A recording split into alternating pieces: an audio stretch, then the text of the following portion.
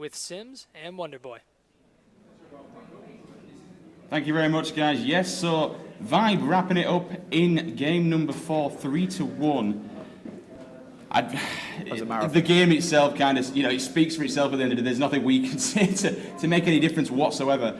I mean, I kind of at one point kind of saw that going to a game 5. Yeah, so did I. I mean, there was at one point in game number 4 where TCM had such a commanding lead, and it looked as if the momentum was in their favour after a commanding performance in game number 3.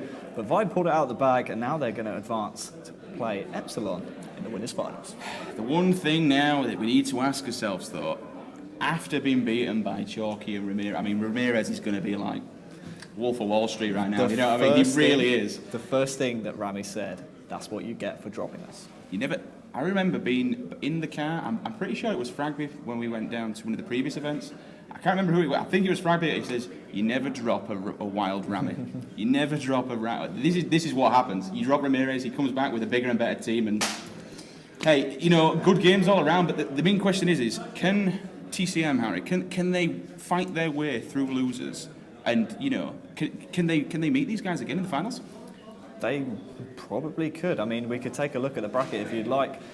The worrying thing for TCM is they have to play against DZS, and it's really easy to overlook DZS, but they are such a strong roster. I mean, we saw they almost took the first game against Epsilon earlier on here at the Battle of Europe. So they really just need to take this one game at a time.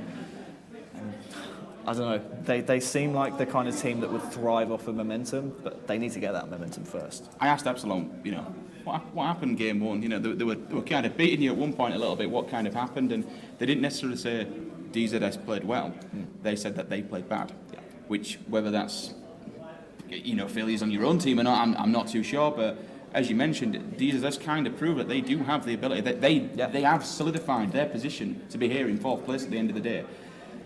Again, it's whether I've always said losers bracket. It brings out the best in teams. You're either heads down, look, we've lost kind of thing, and you will go out in your next game. It's as simple as that. If you have the right momentum and if you have the right mind frame of, yeah, we have lost, but we're going to use this as ammunition, you can steamroll and you can snowball off the back of that. And we've seen it before. Teams many a times have come out of losers to defeat champions. At the end of the day, they've come all the way through, and anything is possible in Halo. I always say this, anything is possible in Halo. I think what was the most important part of that performance for Vibe was the fact that Blackjack started hitting some shots, and that's really important because if you get Blackjack and Chalky on fire at the same time, you can win 10k any day of the week, no matter the opposition. It's just a disgusting team, right? I mean, we saw some of the shots that Chalky was hitting. I mean, that one from bottom left to library window. I can't stop thinking about it. It's etched in my eyes. I think we need to give Riots a bit of a shout out for his performance in game number 3, though.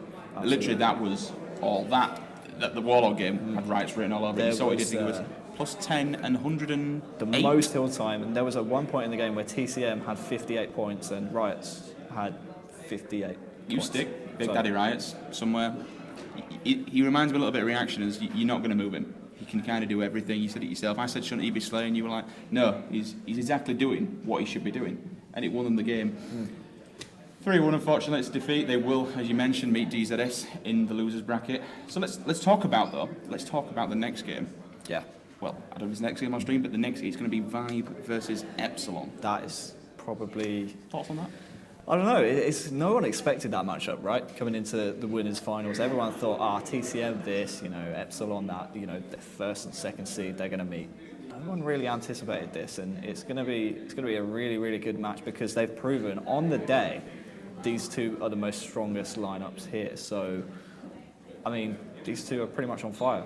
They're the best teams on the day, and it comes back to what we were speaking. There's no Saturday and Sunday. This is one day. This is the best team on one day. Wins 10,000 euros. No second, no third. Nope. It's 10k do or die. And obviously, the trip to the HCS Grand Finals to fight out for, it's $100,000 prize pool. Life changing. It really is. I was saying this earlier. Can you imagine someone like Kimbo, 16-year-old, first line event? Can you imagine if he comes to this, wins this event, then goes to America and wins that? That's a lot of money for a 16-year-old lad to start off life with, what I mean? Things like that. It really is a life-changing sum of money. Going back to Epsilon then, Going to be playing Vibe, as you mentioned, and I want to touch on that a little bit more. Quite a lot of people really didn't rate Vibe to do this. Yeah. Do this TCM. No A one lot of people expected saying that TCM will beat them. Still, I think a lot of favour is in Epsilon's favour right now. A lot of people are saying, Oh, yeah. Epsilon will win this. It's as simple as that. Yeah. Will Vibe snowball off of this and take what they've done to TCM? Can they apply this to Epsilon and beat them? Yeah, I think it's definitely possible. I don't want to predict anything, you know. Come on, let me poke you through. Come on, give me a prediction. I can give you someone who's going to go off in the series for each team, Which is? Buck20 for Epsilon. I can tell you right now that he's had a lot of success online. And for Vibe, I mean, looking at that last performance, it's got to be chalky, right? It's got to be chalky. I mean, he was just on fire.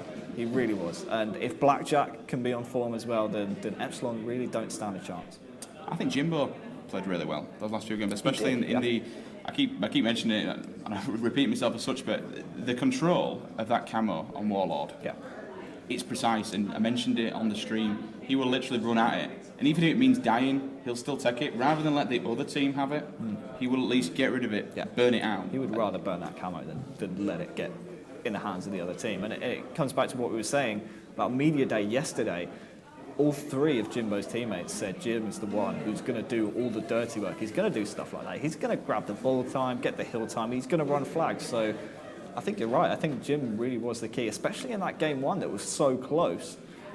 You know, etching out that game 5-4. I think that had a lot to do with Jimbo timing camouflage and running flags.